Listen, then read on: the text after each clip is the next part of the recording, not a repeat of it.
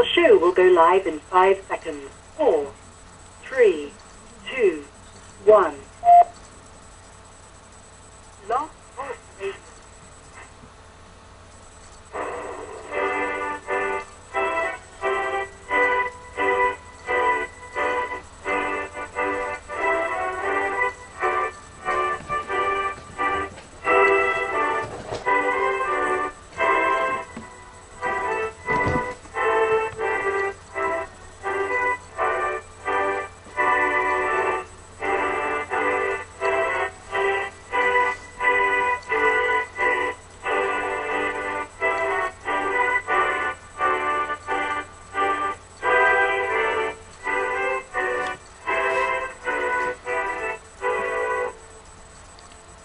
Boa noite, meus amigos. Estamos aqui de volta.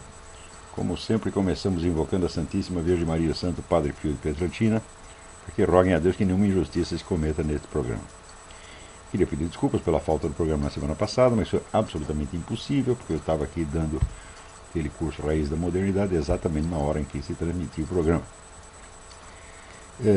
Antes de tudo, eu gostaria de recomendar a vocês um artigo do Luciano Garrido, que saiu na página do Escola Sem Partido, www.escolasempartido, sem ponto, sem nada, escolasempartido.org, um artigo sob o título Ativismo Político do Conselho Federal de Psicologia, Luciano Garrido.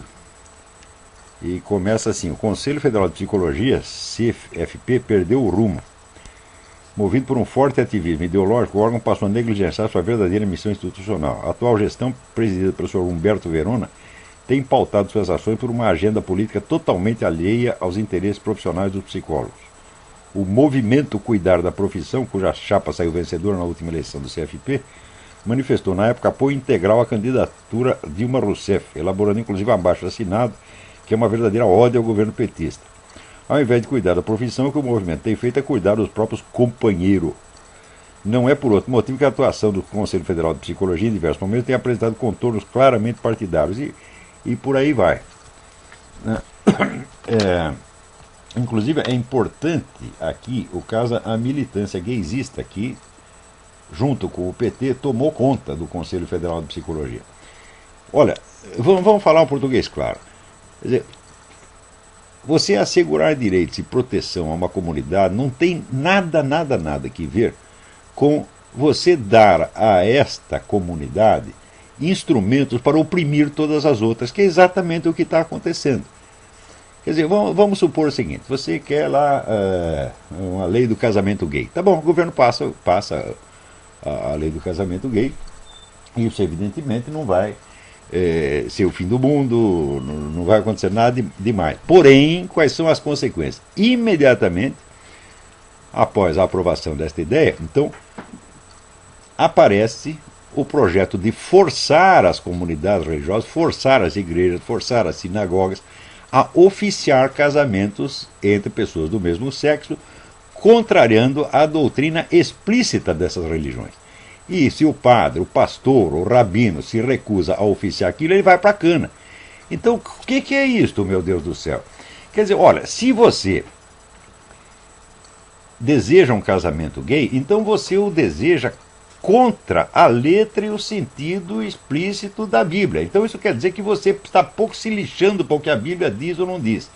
Então, qual o direito que você tem de forçar um casamento, forçar um sacerdote a oficiar um casamento numa religião na qual você não acredita, tá certo? Da qual você faz pouco e que você despreza totalmente? Ninguém tem esse direito. Você não tem o direito de chegar para padre, aqui você tem que me casar, não acredito nessa sua religião, essa religião é uma bela bosta, mas você tem a obrigação de me casar. É isso que os caras estão fazendo. Isso aí evidentemente é um assinte, isso é pisotear a dignidade do sacerdote, a dignidade da religião. Isso é uma prepotência, é uma imposição tirânica. Isso aí não tem nada a ver com o direito de gay, porque esse é um direito que nenhum ser humano tem. Né? Que direito tenho eu de chegar lá? Por exemplo, eu chego na sinagoga e digo: olha aqui, eu acho que vocês, judeus, já estão tudo ultrapassado, sua religião já acabou 2000 anos atrás, veio Jesus Cristo, já revogou tudo isso, mas você tem a obrigação de me casar aí na sua sinagoga. O rabino vai me dar um pontapé no meio do cu, tá? Você me mandar pastar. Tá certo? E terá todo o direito de fazer isso. Da mesma maneira, se você quer se casar com uma pessoa do mesmo sexo, então, meu filho, não tem jeito. Você está desfazendo, tá certo? Você está desprezando a letra e o espírito da Bíblia. Tá certo? Então você não tem direito nenhum de casar na igreja, meu filho. Pede pro governo te casar, ué. Vai lá no ministério que baixou a lei do casamento gay, casa no civil e não enche o saco, porra. Vamos dizer, essa é uma coisa que nós não podemos aceitar de maneira alguma. Mas acontece, por que nós chegamos a esta situação? É simples. Porque o direito a ter uma militância, o direito a aspirar ao poder, se tornou um monopólio da esquerda. Isto vai fazer 30 anos que tudo está programado para que desapareça do cenário político qualquer sinal de conservadorismo, de direitismo, para não dizer de reacionarismo. Então, isso aí vem do fato que é o seguinte, é tradicional na esquerda você nunca olhar o seu adversário como um ser humano. Você nunca reconhecer no outro, né, que ele possa ter uma boa intenção, que ele possa ter alguma virtude moral. Não. É obrigatório para a esquerda você olhar o conservador, o direitista, como se fosse um monstro, um criminoso. Embora a esquerda seja recordista de crime, de monstruosidade, assim, recordista incomparável, nem Adolf Hitler pode se comparar com essa gente, né? Então, o que fizeram na China de matar 76 milhões de pessoas, né, é uma coisa que, vamos dizer, que perto do qual os feitos de Adolf Hitler empalidecem. Então, justamente porque são os maiores assassinos, genocidas, bebedores de sangue, então eles têm aquela hipocrisia profunda, mas não chega nem a ser hipocrisia, é falsa consciência mesmo. Né? Ninguém se santifica e se beatifica, com mais, vamos dizer, com mais emoção, com mais veemência do que os piores bandidos. É normal, quer dizer, o sujeito está afundado na merda e no sangue, né? Então ele tem que imaginar que de algum modo ele é santo, ele é superior, foi Deus que mandou ele fazer isso. Isso é comum, faz parte da psicopatologia. Né? Quanto mais o sujeito é criminoso, é violento, é mau, tá certo? Mais ele tem obrigação interior, aquela obrigação interior de achar uma desculpa para ele. Então a desculpa é a seguinte, é que Deus gosta dele. Então, a esquerda inteirinha sempre teve isso. Desumanizar completamente a imagem do adversário. Vocês vejam o que aconteceu nesta entrevista, entre aspas, né, do Cabo Anselmo no programa Roda Viva. Você chamar os caras de inquisidores é até um eufemismo, porque a Inquisição investigava alguma coisa. Vocês não podem esquecer que o sistema inquisitorial apareceu em oposição ao sistema acusatorial que vigorava antes.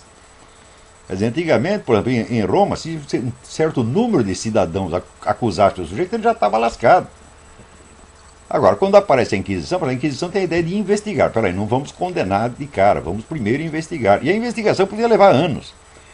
No caso do Cabo Anselmo, eles botaram no meio de 12 acusadores implacáveis. Ora, eu li o livro do Cabo Anselmo, eu não o conheço pessoalmente, mas eu li o livro dele. Tá certo? Livro das memórias dele. E eu noto ali que aquele é um homem muito sério, um homem bom, tá certo? Que tem consciência das coisas, tem consciência da complexidade das situações humanas. Em suma, tem uma sensibilidade moral. Ora, para aqueles 12 filhos da puta reunidos ali no Roda Viva, tá certo? Ele era apenas um saco de pancada, era o Judas em sábado de aleluia. Vamos malhar, vamos acusar, vamos pisar em cima. Ou seja, você tem que olhar o outro como uma caricatura medonha. Isto na esquerda é obrigação, são todos assim. O que significa o seguinte, a mentalidade esquerdista é 100% baseada no ódio. Assim, eles podem ter amor uns pelos outros, mas o amor é politicamente seletivo.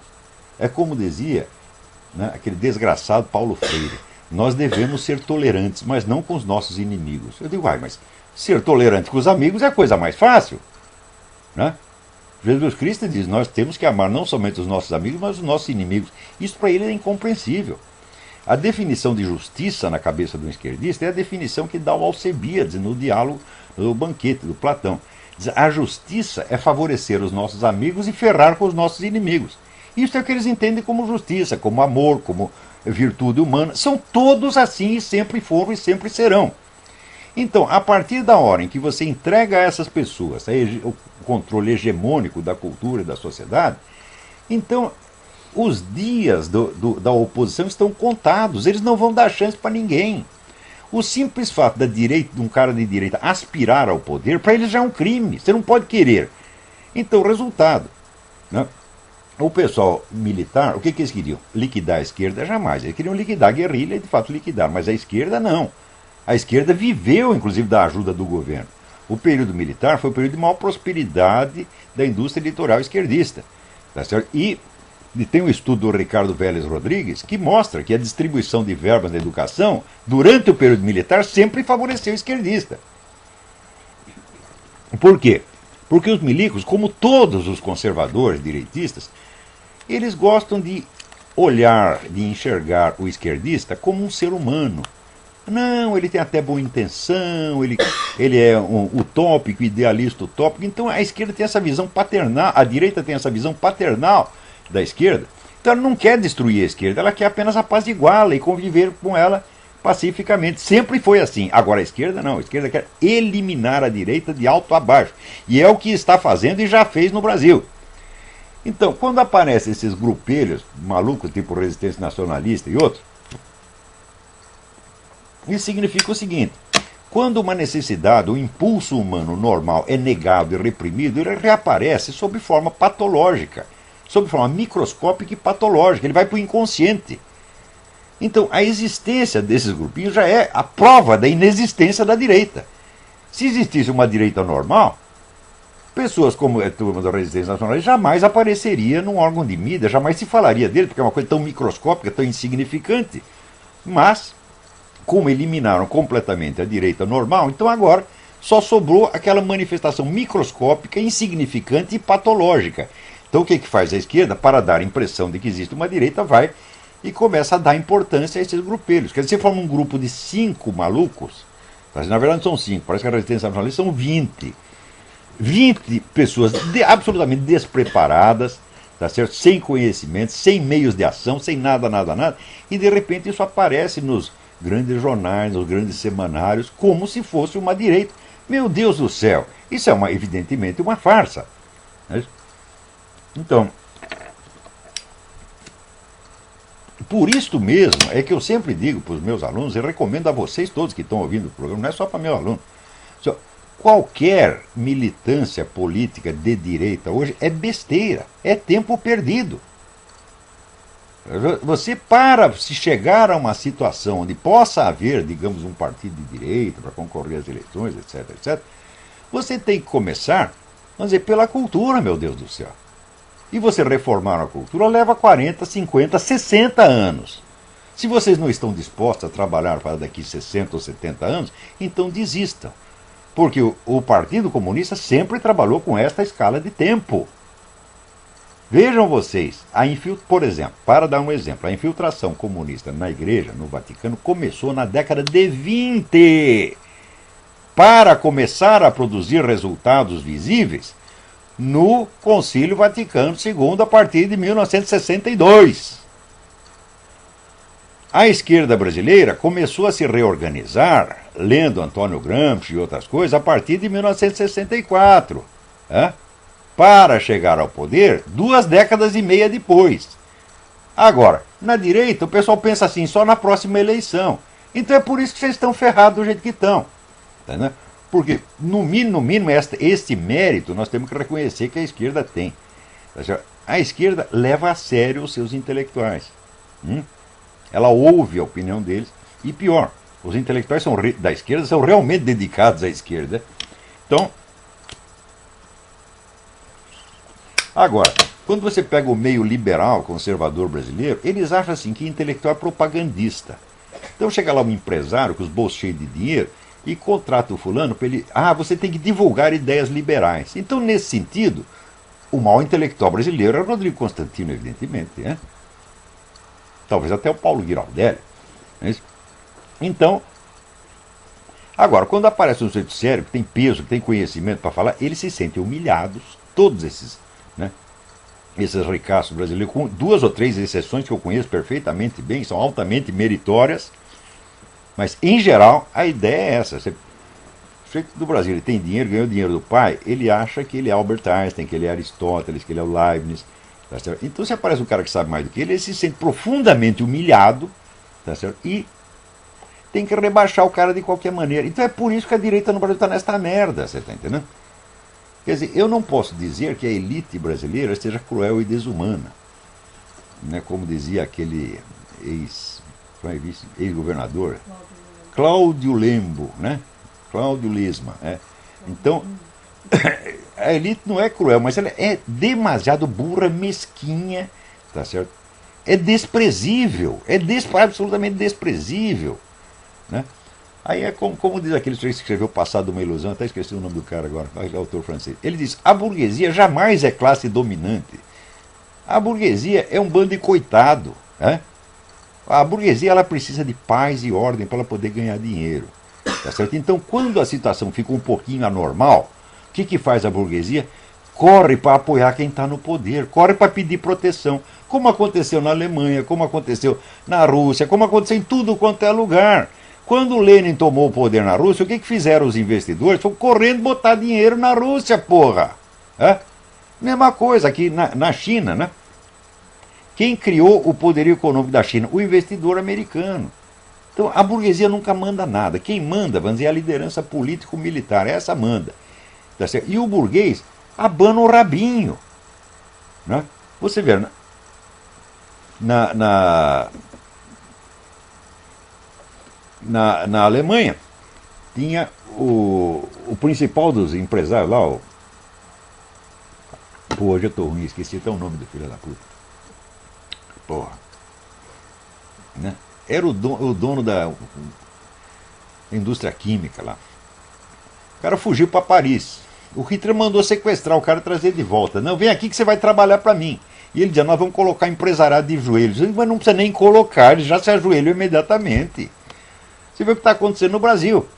Isso sempre foi assim. Então dizer que a burguesia é classe dominante, falo, não, a burguesia fornece dinheiro, tá certo, para uma elite que manda nela. Sempre foi assim. Essa elite às vezes pode ser, né, direitista, como por exemplo na Espanha, quando o pessoal franquista tomou o poder, o empresariado todo correu para puxar o saco do Franco, evidentemente. Mas se o Franco fosse mais comunista que Lenin, eles iam fazer a mesma coisa, pô. Porque burguês vive disso. Vive de dar dinheiro para quem o odeia. Né? Então, agora, o pessoal fala, não, o que nós podemos fazer politicamente no Brasil? Não pode fazer nada. Não pode fazer nada. Você pode começar a estudar, tentar entender, né, a situação brasileira e criar uma cultura superior, autêntica, tá certo? De que talvez dê base para um retorno à normalidade democrática daqui 40 ou 50 anos.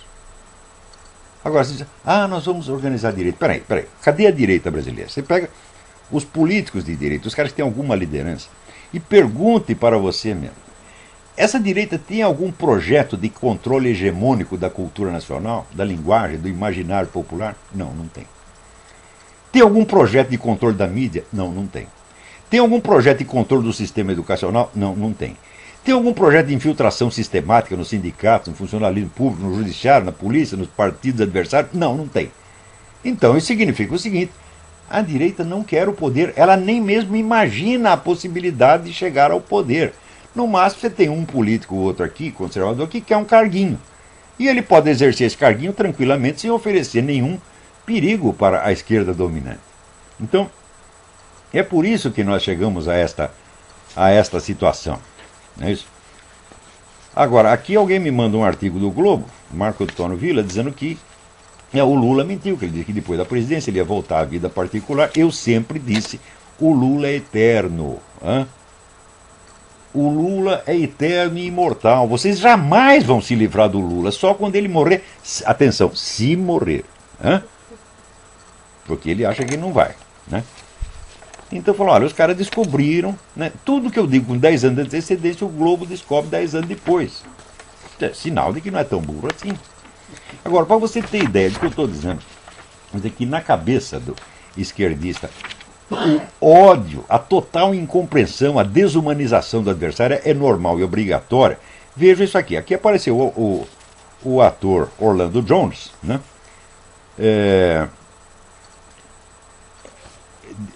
enfim, foi entrevistado a respeito da morte do Gaddafi, ele disse assim, né,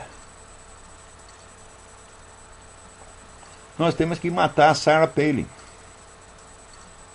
Isso aqui é o milésimo esquerdista que diz isso. Agora, a Sarah Palin, como ela usou a palavra alvo com relação a uma cidade onde houve um atentado, então ela levou a culpa do atentado. Você inspirou, né, o assassino. Agora, o cara que explicitamente diz: é preciso matar a Sarah Palin, não acontece nada para o desgraçado. Absolutamente nada. Por quê? A direita vai e passa a mão na cabeça dele, diz: não, ele não quis dizer isso, né, é um bom sujeito, e assim por diante, né? Agora, você ver o ponto que chegaram as coisas. Esta semana, a Comissão de Justiça e Paz do Vaticano soltou um documento dizendo que é preciso um controle bancário mundial, né, descendo o cacete no neoliberalismo e usando a retórica da idolatria do mercado. Então olha o que eu tenho a dizer, eminências. Vão tomar nos seus cus, vocês são os mentirosos, filhas da puta, canalhas. Não merecem respeito algum, porque vocês sabem que estão mentindo. Então eles fazem aqui um belo discurso contra a cobiça. Eu digo: escuta, ô, seu bosta, existe cobiça maior do que o desejo de poder mundial? É isso que vocês estão incentivando, vocês estão trabalhando para o Satanás. Isso é a coisa mais óbvia. Quer dizer, os caras repetem o discurso desse arruaceiro do Occupy Wall Street. E os caras vão lá fazer um movimento contra Wall Street. É o seguinte: olha a equipe do Obama. Wall Street está inteirinha no governo. Ele só pegou gente do Wall Street. Olha, o Ministério Obama se divide assim: metade é a turma do Wall Street e a outra metade é aqueles gangsters de Chicago que eram amigos dele. Então onde está o Wall Street? O Wall Street está na Casa Branca, porra! Né? E eles foram lá fazer passeata contra o Rupert Murdoch, que não tem merda nenhuma a ver com o Wall Street. Né? O Rupert Murdoch é um cara da indústria de mídia. Ele não é um investidor. Por que não vai fazer uma passeata contra o George Soros? Porque é o George Soros que está pagando o Occupy Wall Street. Agora, aí no Brasil, o pessoal diz: não, esse é um movimento popular. Fala: como movimento popular? Você não tem um trabalhador lá. Você só tem o tipo do estudante profissional, aquele estudante de 40 anos que está lá vivendo de bolsa do governo, tá certo? E gastando dinheiro público. É só esse tipo de gente que tem lá. Drogado, bêbado, vagabundo, puta. É o que tem lá, porra. Né? Agora, esta gente que esta merda dessa Comissão de Justiça e Paz vem apoiar. Agora, todo mundo diz: não, nós não podemos falar, eles são príncipes da igreja. Príncipes da igreja, caralho! Esses caras não são cardeais, eles não são nem sacerdotes. Eles já estão excomungados por definição. Meu Deus do céu, quantas vezes é preciso dizer que existe um decreto de Pio XII, ratificado pelo próprio João XXIII, que diz que qualquer apoio que você dê a movimentos comunistas ou pró-comunistas, você está automaticamente excomungado. Lata é sentença, quer dizer que não precisa de uma sentença explícita. E mais ainda, ele diz: é sentença à disposição do Vaticano. Ou seja, somente o Vaticano pode suspender a excomunhão. Isso quer dizer que, se não for explicitamente, é o contrário, não precisa de uma sentença explícita. A suspensão é que precisa de uma suspensão da excomunhão, é que precisa de uma sentença explícita. Então esses caras estão todos excomungados. E vocês vão lá e beijam a mão dos filhos das putas e chamam de eminência. Vocês não têm vergonha na cara? Ô católicos brasileiros, quando é que vocês vão entender isto? Que esta coisa da excomunhão é séria, não é brincadeira. Isso aí é decreto papal, isso é doutrina da igreja, não é opinião minha, não é nem sequer opinião de um papa. É sentença emitida ex cátedra por 2 papas. E vocês ainda chamam essa gente de eminência. Eu digo: vocês não entenderam, meu Deus do céu? Olha, Nossa Senhora 2 vezes, em La Salette e em Fátima, disse que a corrupção da igreja ia começar de cima. Vocês estão todos vendo isto. Não é nem corrupção. Espera um pouquinho, não vamos usar eufemismo. Corrupção é uma coisa, traição é outra, meu Deus do céu. Corrupção é assim, por exemplo, quando a sua mulher pega o seu cartão de crédito e vai e compra um negócio e estoura a sua conta. Isso é corrupção. Agora, se ela começa a dar para o vizinho, tá certo? E além de dar-se, ela dá o seu dinheiro para o vizinho, fala, aí não, aí é traição, porra. Ela está conspirando com o inimigo contra você. Então esses caras não são corruptos, eles são traidores. Que direito eles têm de ser tratados como príncipes da igreja, meu Deus do céu? Nenhum, zero, zero, zero, zero, zero. Então o que você tem que fazer? Tem que informar o filho da puta que ele está excomungado. Senão ele vai continuar. Ele sabe que está. Mas, como ele não sabe que os outros. Como ele sabe que os outros não sabem, ele continua fingindo. Isso é que nem o famoso pseudo-instrutor, pseudo-mestre esotérico islâmico, Sufi, que tinha na Inglaterra, que ele chamou um conhecido meu e disse pro cara, você vai lá em Paris e monta um grupo Sufi e toma um monte de dinheiro deles. Daí o cara respondeu, pô, mas eu não entendo nada de sufismo. E daí o mestre respondeu, sim, mas como é que eles vão saber? Então, esses caras estão fazendo a mesma coisa. Esses cardeais não são católicos, merda nenhuma, não são cardeais, não são sacerdotes, não são nem membros da igreja, você está entendendo? Você pega o último membro da igreja, o último, o mais bosta, o mais pecador, pega eu mesmo, você está entendendo? Bom filho da puta. Eu sou um filho da puta, mas eu sou um membro da igreja e vocês não são. Esta é uma diferença fundamental. Eu posso ser o pior membro da igreja, mas sou o meu. Agora vocês são traidores e vocês já estão fora. Então, o que os fiéis têm obrigação de fazer? Vocês têm obrigação de ir lá e mandar o cara sair. Sabe aquele negócio? Pede para sair 02, você está entendendo? Vocês têm que entrar na sala do filho da puta e dizer, sai daí, sai daí. Você quer apostar que o sujeito sai?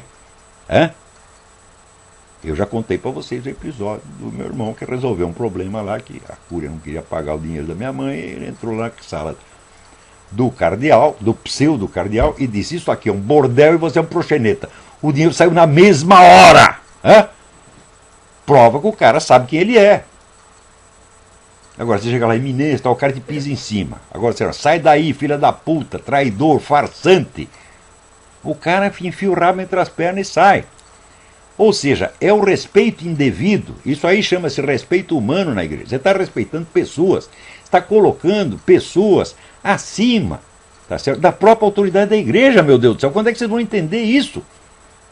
Agora os caras me escrevem um rapaz aqui dizendo, não, para de falar palavrão. Eu estou falando, não vou parar não. Você me desculpe, porque se a gente fala essas coisas num tom educado, tem a impressão assim que você está apenas divergindo das ideias. E está respeitando a pessoa, fala, não, eu não respeito essas pessoas. O dia que eu respeitar uma delas, eu entro dentro da privada e puxo a descarga, e vai acontecer que nem naquela historinha do Robert Crumb. Quando eu chegar lá no fundo do esgoto, os cocô vão me desprezar e me rejeitar. Vão dizer, sai daqui, filha da puta. Então eu não vou fazer isto, você está entendendo? Nunca na minha vida. Vai dizer, o cara é mal educado, fala, sou sim. Então o cara é maluco, fala, sou sim, mas é o seguinte, eu sou membro da igreja e você não é. Então, esse negócio, pega essa declaração pela economia global, seus cardeais, enfia no seu cu. E digo isso para vocês na sua cara. Eu não tenho a menor dificuldade. Como eu gosto dessas coisas. Putz, vida. É assim, chamar um cara desse de filha da puta em público é a única coisa que pode ir contra eles. Agora, infelizmente eu não tive a ocasião de encontrar um desses eminências, Mas se eu encontrar, você pode dizer, pega a sua declaração e limpa o cu com ela. Agora, eu sinceramente eu não acredito que o Papa Bento XVI tenha responsabilidade nisso, porque a verdade, nós vamos falar português claro, o Papa no Vaticano está cercado, aquilo é um ninho de cobras. Esse Papa está tentando muito acertar e tentando corrigir erros que ele mesmo cometeu quando cardeal. Ele cometeu muitos erros, mas depois dele se tornar Papa, ele está fazendo um esforço monstruoso para restaurar a igreja na sua dignidade. No livro do Malachi Martin, The Windswept House, A Casa Batida pelo Vento, que ele escreveu sob a forma de um romance, mas que na verdade é uma obra histórica, e você tem até na internet a lista da correspondência dos personagens. Ele mostra que já no tempo de João Paulo II havia um esquema dessas desses grupos globalistas para integrar a igreja no globalismo, de tal modo assim, nós criamos aqui uma supra-religião, né, sediada na ONU, e a Igreja Católica se torna um dos órgãos dela. E diz até que o próprio João Paulo II, a contragosto, estava quase aceitando isso aí. Né? O romance termina, você não sabe o que vai acontecer em seguida, mas, né, o João Paulo II não está vendo saída. Né? Ele não nomeia o João Paulo II, bota lá uma outra expressão. Não, você está na cara que é o João Paulo II. Então a coisa está muito mal parada. E Bento XVI recebeu o papado nessas condições. Né? Quer dizer, aquilo lá é um ninho de cobra, meu Deus do céu. Agora, enquanto isso, chega aqui outra notícia. Segundo a estatística da ONU, o Brasil ainda é o campeão mundial de homicídios. Mais uma vez a Europa se curva ante o Brasil.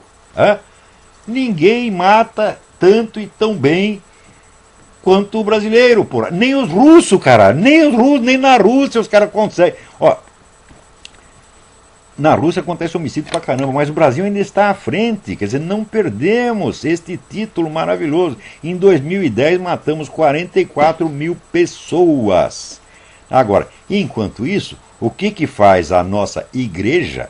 Aí, representantes das religiões católica, evangélica, budista, judaica, candomblé e hare krishna promovem uma campanha contra as armas de fogo em comemoração à Semana Mundial do Desarmamento. Ora, vê se vai algum bandido lá entregar armas. Só vai o cidadão, pai de família, abdica dos seus meios de defesa para facilitar o trabalho dos bandidos. E mais ainda, isso não é feito por um engano, não são pessoas iludidas, eles sabem que é isso, eles têm a opção preferencial pelo banditismo. Todos esses. Agora, olha aqui. Você é um bispo, padre católico, você é um pastor evangélico, você é um sacerdote budista, você é um rabino. Você colabora com isso, tu é um bom filho da puta. Isso que tu é, você tá entendendo? Porque você sabe perfeitamente o que vai acontecer com isso. O Brasil está recolhendo armas, vai fazer uma década. E quanto mais recolhe, mais homicídio tem. Quando é que vocês vão entender? Olha, quantas armas compradas em lojas legalmente existem no Brasil? Né? No Rio de Janeiro, por exemplo, eu não tenho estatística de agora, mas no ano de 2007, por exemplo, sabem quantas licenças de arma foram concedidas no Rio de Janeiro? 2. 2 portes de arma durante um ano. Ou seja, arma legal no Brasil é raridade, porque a dificuldade de obter uma licença é tanto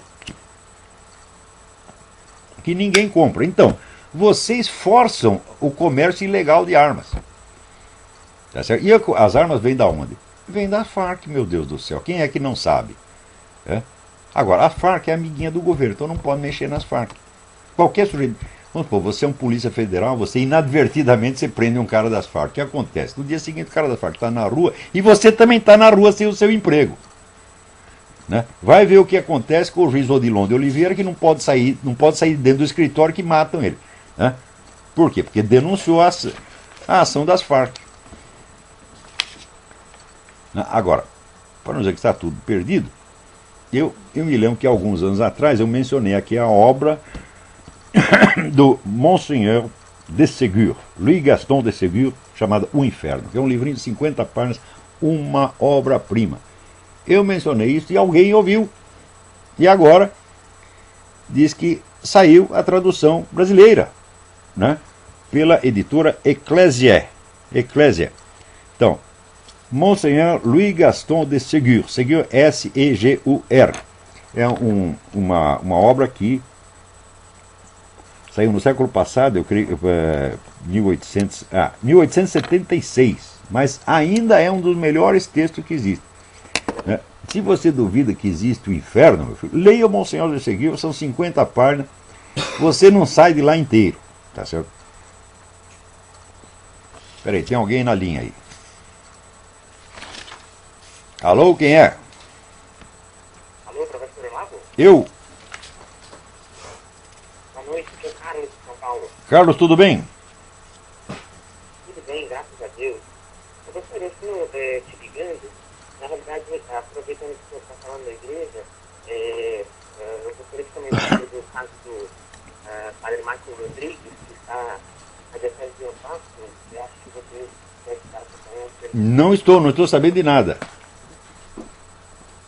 Então, ele foi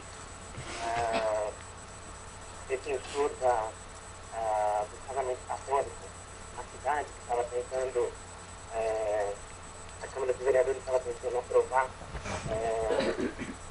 extensão de direito de saúde pública para funcionários casados com mesmo sexo, né? E ele se pronunciou contra. Então, por causa disso, ao invés de apoiá-lo, e transferiu para um ponto comum da diocese, né? Mais o Rodrigo, né? O sacerdote, né? E na diocese eu faço um texto pelo bispo Uchoa, não lembro o primeiro nome dele agora. Olha, eu vou dizer para você como é o negócio. Todo esse pessoal cristão que combate o movimento gay está fazendo uma confusão miserável. Uma coisa é você combater a política gaysista, outra coisa é você combater o homossexualismo. Você ter objeções morais contra o homossexualismo, se você é cristão, é uma obrigação. Porém, você querer usar o governo como instrumento para reprimir o homossexualismo é errado e dá margem ao que o movimento gay faça a mesma coisa com você. Então, você vira, a partir de 1500, 1600, a igreja começou cada vez mais, tá certo, a usar, né, o governo como instrumento para forçar, né, a promulgação de leis que fossem inspiradas diretamente na igreja. Isso aí, o resultado disso é o seguinte: você acaba politizando a igreja, e em vez da igreja comandar o Estado é que termina comandando a igreja, como de fato aconteceu, né? Na Bíblia já diz, não existe negócio entre o pobre e o rico, você está entendendo? Então, se a igreja que é pobre faz negócio com o Estado que é infinitamente rico, ela sai perdendo, meu Deus do céu. Então, vamos dizer, a separação de Estado e igreja, que é um princípio que já vem desde a Idade Média, é a única coisa que funciona. Quando começa a mesclar, dá esta merda, você está entendendo? Então, olha, o Estado quer dar os direitos para os gays, quer casar eles, que casem. Isso é problema do Estado. E a igreja deve combater isso na esfera moral e cultural, né? Agora, o que acontece hoje é que o movimento gaysista se organizou para oprimir o pessoal da religião. Então, mas note bem, tem muitos países onde o homossexualismo era um crime. Você vê, aqui no estado do Texas, não em todos, aqui a lei era estadual, no estado do Texas, a relação homossexual masculina era crime, né? Então, pegaram lá dois caras na cama e prenderam. Isso nas décadas de 80, 70, 80. E o caso terminou na Suprema Corte. E, evidentemente, a lei foi revogada. Porque se você criminaliza a sodomia, meu filho, você também tem que criminalizar a punheta. E tem que criminalizar a suruba. E tem que criminalizar, né, milhares de outros procedimentos sexuais. Por que exclusivamente o homossexualismo? Né? Então a coisa é inteiramente absurda. Então eu acho que essas coisas todas têm que estar fora da esfera legal. Então, agora, se você quer combater e destruir o movimento gaysista, eu digo, isso é possível. Mas erradicar o homossexualismo é impossível, meu filho. Assim como é impossível erradicar a punheta, erradicar o adultério, etc, etc. E tentar fazer isso por meio legal, por meio do Estado, é criar um monstro que depois se voltará contra você. Então, quando você passa da esfera do aconselhamento e da orientação moral para a esfera da punição legal, você está usando um instrumento armado que é mais poderoso do que você. Então, isso, vamos dizer, é um engodo, e faz muito tempo que a igreja católica e evangélica já caíram nesse engodo. Então, agora estão recebendo um troco centuplicado.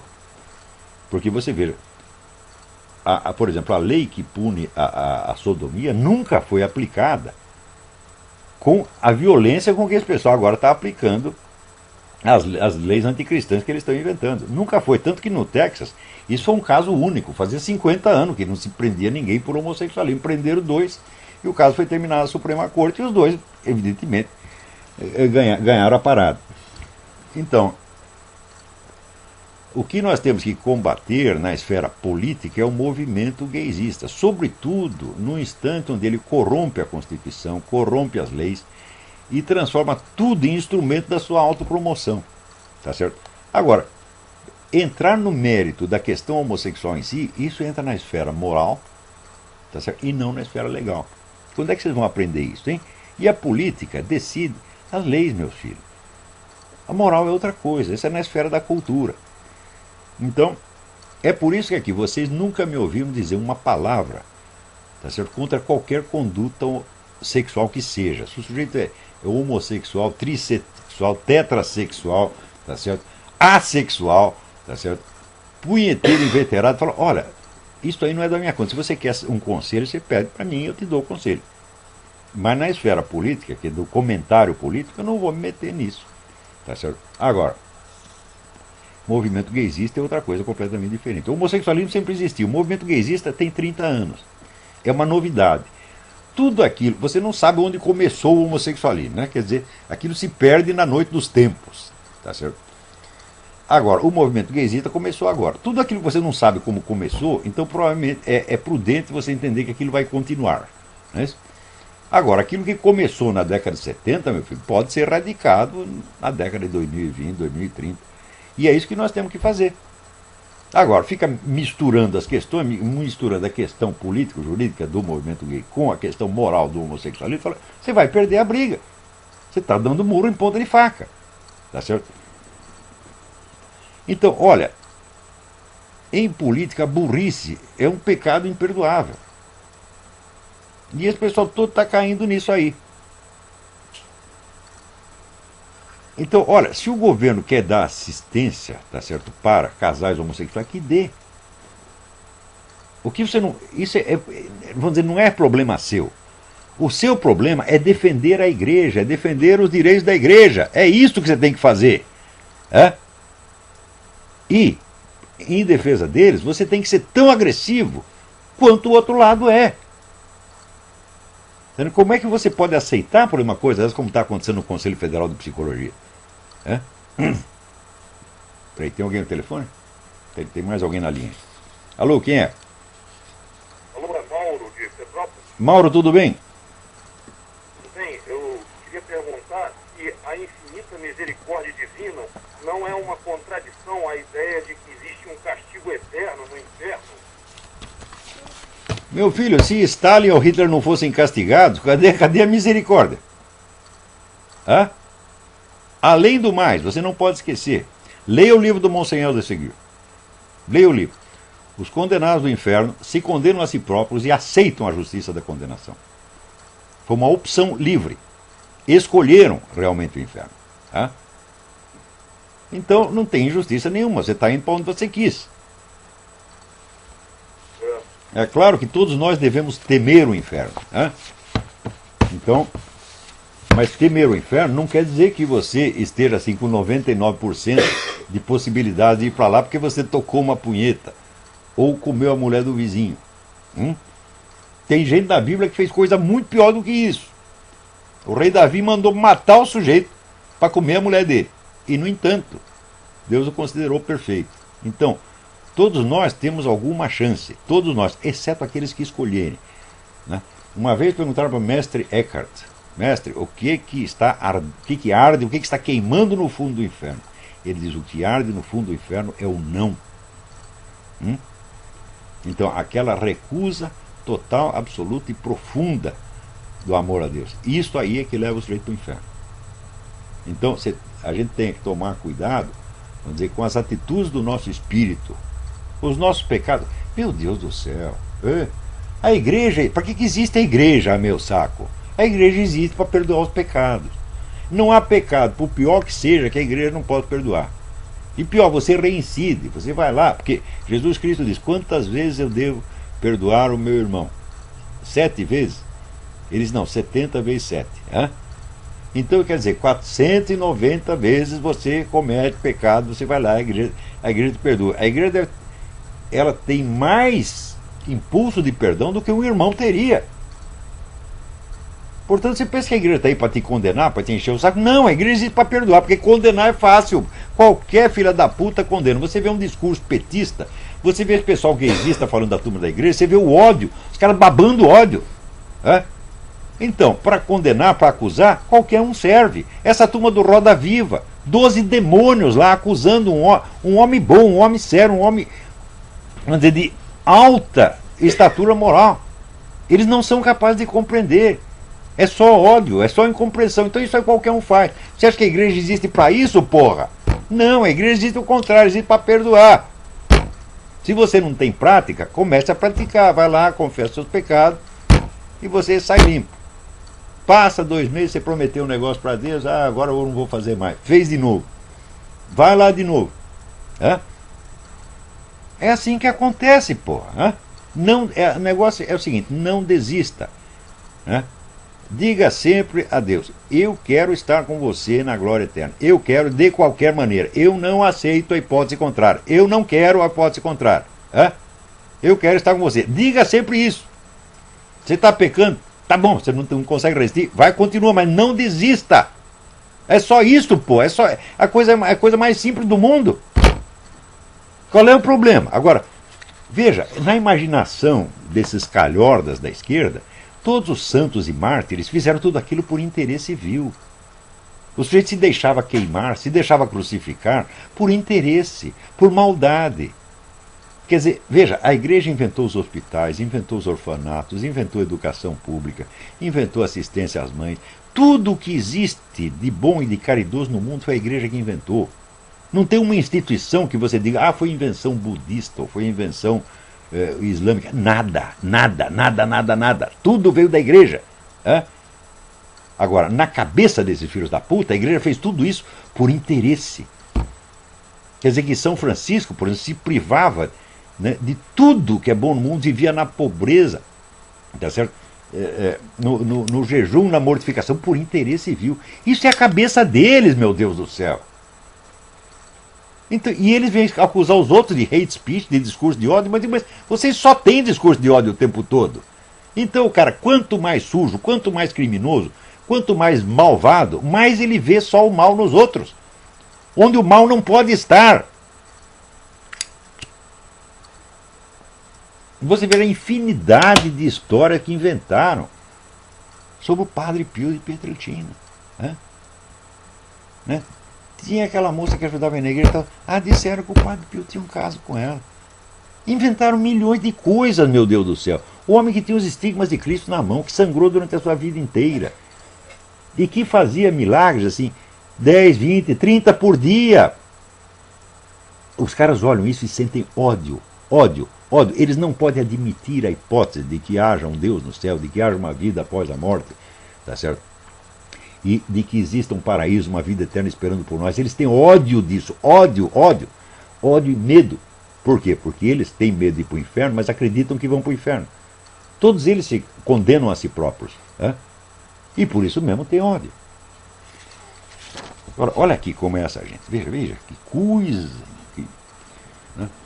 Aqui, quando surgiu esse problema da elegibilidade do Obama, todo mundo diz, não, mas existem interpretações diferentes, nós não sabemos quem é realmente, qual é a definição exata do cidadão nativo, não existe uma decisão sobre isso. Mentira, existia sim decisão da Suprema Corte. Já existia em 2008, antes da eleição do Obama. E o que fizeram? Aqui tem o site justia.com, que é a maior fonte de informação sobre leis para advogados. Né? Quando no Brasil tinha o Lex, essa coisa toda. Né? Então, em 2008, esta sentença da Suprema Corte sumiu do Justia. Então o pessoal procurava e dizia, não tem sentença a respeito. Tem sim, só que sumiram com isso. Para legitimar a eleição do Obama. Porque o Obama, mesmo se você aceitar os falsos documentos que ele divulgou, a falsa certidão de nascimento, você verá que ele não é um cidadão nativo. O cidadão nativo tem que ter nascido nos Estados Unidos de pai e mãe americanos. O pai dele não era americano, então acabou. Cara, elegível o cara não é em hipótese alguma. Então o mandato dele é totalmente ilegítimo. Agora, outro problema distinto é o problema da certidão de nascimento que ele falsificou. Então isso aí não é só inelegibilidade, isso é um crime federal. Então, o mandato do cara é ilegítimo e, ademais, ele é um criminoso, um falsário. Né? Então, como é que tem que fazer? Tem que sumir. Agora, tem um grupinho aí dos idiotas que diz, o Olavo de Carvalho, ele está ocultando o negócio da conspiração do 11 de setembro, que foi montado pelo governo americano. E ele não diz uma palavra sobre isso. Fala, por que eu devo abrir a minha boca para dizer uma palavra mentirosa? Né? Esta ideia de que o 11 de setembro foi tramado pelo governo americano é não só falsa, como impossível. Impossível! Né? Pelo seguinte, o governo, enquanto tal, o governo não conspira. É impossível o governo conspirar. Para conspirar, é necessário você ter um pool de organizações em torno, tá certo? Que usem o governo como instrumento.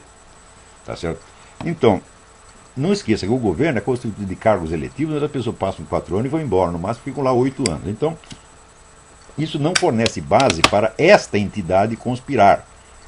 Quem conspira, por exemplo, o CFR, que é uma entidade que tem 50 anos, quem conspira são esses grupos globalistas que existem há 70, 80 anos, estes podem conspirar. E quando estes conspiram, o primeiro instrumento que eles usam é a mídia inteira, que pertence a eles. Então isso quer dizer que se o governo fosse o presidente fosse suficientemente louco para montar uma farsa como o 11 de setembro, então a mídia inteira se recusaria a dizer uma palavra de denúncia contra aquilo. Exatamente como a mídia inteira se recusa a revelar a verdade sobre Obama. E, no entanto, tão logo aconteceu o 11 de setembro, no dia seguinte já estava para tudo quanto é lado, estourando o negócio. Isso foi conspiração do governo, foi o governo que inventou. Então significa o seguinte, que conspiração é esta? Que não usa como seu instrumento principal a mídia. Quer dizer, isso é impossível. Agora, no caso do Obama, não, você vê a mídia inteira colaborando para esconder uma verdade que, no fundo, todo mundo já sabe. Aqui, vamos dizer, mais de 50% dos americanos não acreditam na autenticidade da certidão de nascimento do Obama. Então, note bem, certidão de nascimento é uma coisa, elegibilidade é outra. A questão da elegibilidade independe da certidão dele ser falsa ou verdadeira. Porque mesmo ela sendo verdadeira, lá consta que o pai dele era súdito britânico, tá certo? E, portanto, não é um americano nativo, então não atende às condições para ser um cidadão nativo indispensáveis para poder ser candidato à presidência.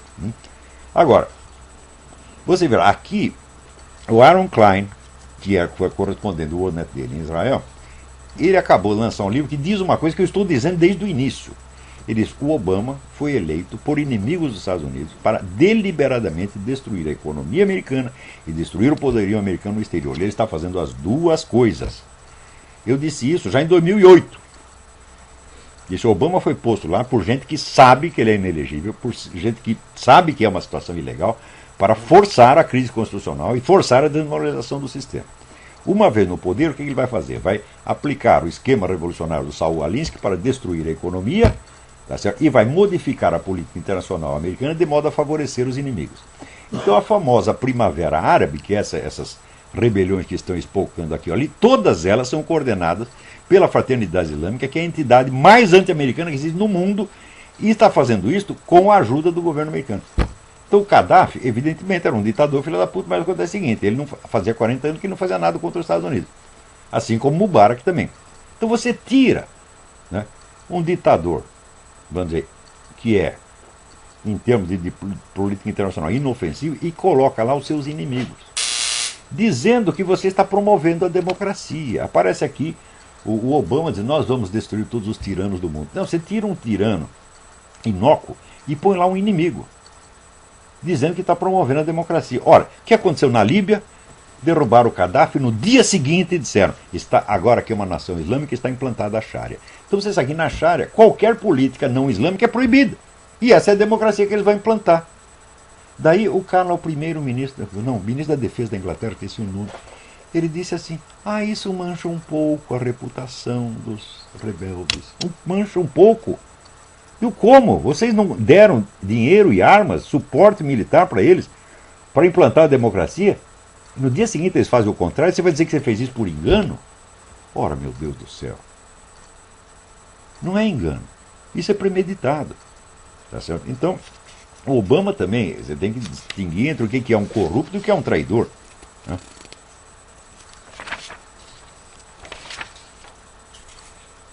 Agora aqui, o Globo, uma nota, comunistas crescem à sombra do poder. Eles só chamam de comunistas os partidos que têm nome de comunista, como o PCdoB. Não, filho, o PT é comunista. O PT é marxista. Está lá nos documentos de fundação desde o início, vocês não sabem? Como cresce a sombra do poder? Eles estão no poder, seja com o nome de PCdoB, ou com o nome de PT, ou qualquer outra coisa. Né? Agora, o PT já criou aqui, vamos dizer, uma equipe de espiões para patrulhar a internet. Né? Então, vocês em que regime vocês pensam que estão vivendo? Vocês já estão no regime comunista, seus idiotas. É? Onde o partido governante, não é nem o governo, o partido governante controla tudo. Inclusive o que vocês dizem na internet, troca bilhetinho de namorada, tá lá o cara do, né, o cara do PT fiscalizando você.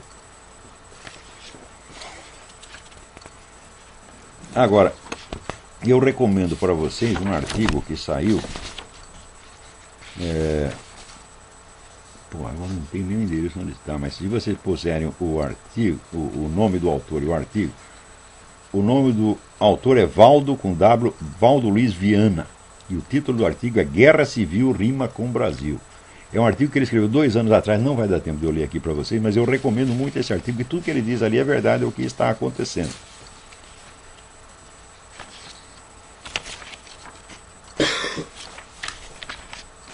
Então, nós estamos aqui no fim, né? Alguém coloca, né, na internet um artigo já velho do Carlos Chagas. Carlos Chagas sempre foi humorista, ele está meio para lá, meio para cá, mas de vez em quando ele diz alguma verdade. Para você comparar, né, os presidentes militares, ele diz, olha, erros foram praticados durante o regime militar. Claro que no reverso da medalha foi promovida a ampla modernização das nossas estruturas materiais. Na verdade, a economia dos militares integrou na economia brasileira 60% da população que estava na miséria. Quer dizer, esse é um feito incomparavelmente maior do que 1000 fomes zeros, mas ninguém fala disso. Mas daí, veja, quando Castelo Branco morreu, verificaram os herdeiros que seu patrimônio limitava-se a um apartamento em Ipanema e umas poucas ações de empresas públicas e privadas. Costa e Silva, acometido por um derrame cerebral, recebeu de favor o privilégio de permanecer até os enlaces do Palácio das Laranjeiras, deixando para a viúva a pensão de marechal em um apartamento em construção em Copacabana. Isso era o patrimônio do Costa e Silva. Hein? Garrastazu Azul Médici se dispunha como herança de família de uma fazenda de gado em Bagé, mas quando adoeceu precisou ser tratado no Hospital da Aeronáutica no Galeão, não tinha dinheiro para pagar o hospital. Ernesto Geisel, antes de assumir a presidência da República, comprou o sítio dos Cinamomos em Teresópolis, que a filha vendeu para poder se manter num apartamento de 3 quartos de sala no Rio de Janeiro. João Figueiredo, depois de deixar o poder, não aguentou as despesas do sítio do Dragão em Petrópolis, vendendo primeiro os cavalos e depois a propriedade. Sua viúva, recentemente falecida, deixou um apartamento em São Conrado, que os filhos agora colocaram à venda, ao que parece em estado lamentável de conservação. Agora vai ver como o Lula entrou e como saiu. Não só o Lula, como todos os ministros deles. É Dirceu em primeiro lugar. Então, existe uma pequena diferença. Agora, quando o pessoal da esquerda olha os militares, eles não podem reconhecer nos militares nem um pingo de virtude moral. A direita tem que ser sempre tratada como monstruosa, mal intencionada, maquiavélica. Eles só veem o mal. Mesmo as qualidades morais mais óbvias e mesmo os feitos mais obviamente meritórios têm que ser negados. É tudo na base do ódio. A esquerda é o discurso de ódio ininterrupto. Então, até a semana que vem. Muito obrigado.